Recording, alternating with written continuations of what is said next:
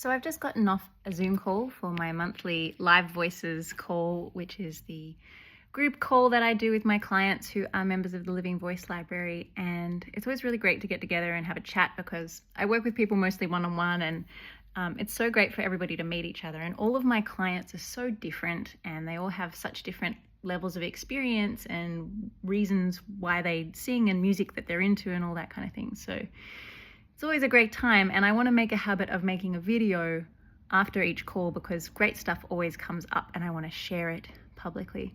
So one of the things that I really loved today was Jenny sang for us. Now, most people are too shy to sing on the calls. We don't always get singing on the calls. We often just have a chat about music and voice and technique and creativity and habit forming and, doing the thing, making it enjoyable.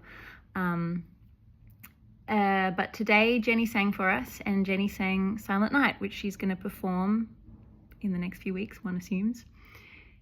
And it was a really great moment, and it's just another reason why it's so great to get people together to listen to each other and not just work one-on-one.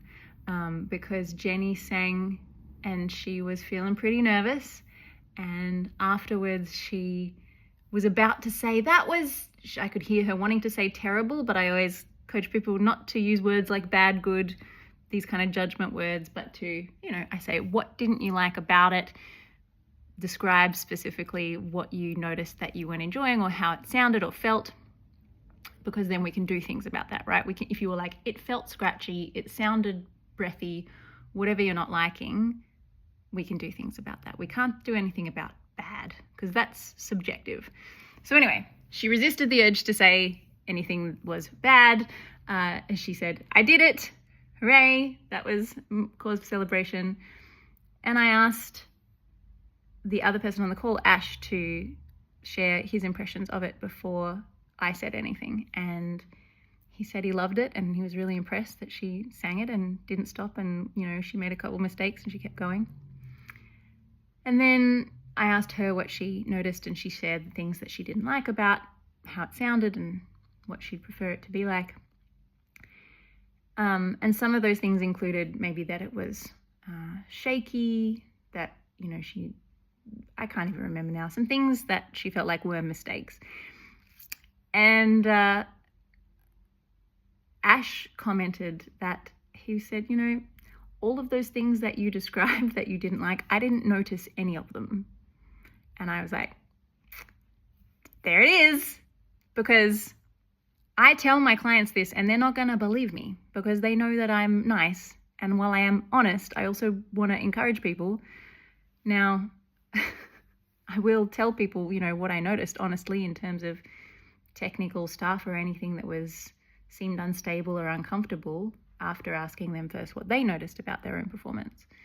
But I will also, share all the good things that I noticed and things that I liked, which is subjective. But it was just such a great moment for Ash to share that he didn't notice any of the things that Jenny was really critical of her own performance about. So just let that one sink in if you're a singer who tends to be a bit critical of what you hear when you sing. And know that if you're performing for other people, most of the time they are not going to notice the things that you are really critical of. They really won't. And I notice a lot because it's my job to notice stuff about your voice. And you will notice a lot because it's your voice and we are all our own worst critic. And fundamentally, the point of singing is not to have technical perfection. And so I asked her why would you sing Silent Night for a group of people? Why would you perform this song? And at first she listed reasons why she likes to sing and perform. And I was like, that's great, but why this song specifically? Why Silent Night? And we both shared our perspectives on that. And, Silent Night has this beautiful, tender sweetness to it. And it's has a kind of internal, intimate feeling. So one of the things Jenny criticized about her performance was that she felt like, she said some of it was powerful, but some of it was like quiet and internal.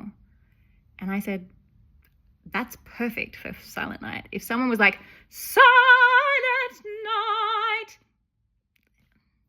I don't think that would be appropriate, for the song. And I also said that I see Silent Night very much as a folk song, by which I mean for the folk, by the folk. It's the kind of song that it's so beautiful for people to sing it together and for people to sing it for each other. And it's not about being an amazing performer. It's about evoking that experience of that tenderness and that gentle awe and the beauty. So I think that's when we're thinking about vocal technique, we can get really caught up in doing it perfectly and getting it right and making the sound all really stable. And it's really important, especially in the moment of performance, to let go of all that and to go, what is my intention? Why am I singing this song? Why me? Why this song? Why now? Why this in this place? Because your intention is probably not going to be do it perfectly. Your intention is probably not going to be don't get it wrong. And if it is, those intentions are going to create a physical experience in your body, which is not going to be conducive to you having a good time or you actually doing a good performance. But if your intention is like be with the feeling of this beautiful tenderness and awe, and you just create that and invite other people in and give them the opportunity to join you in that experience, that is going to be a really special performance. Doesn't matter if you forget a lyric here and there. Doesn't matter if your voice cracks. That is going to create a very special experience for everyone in the room. I hope that's helpful for you. Catch you next time.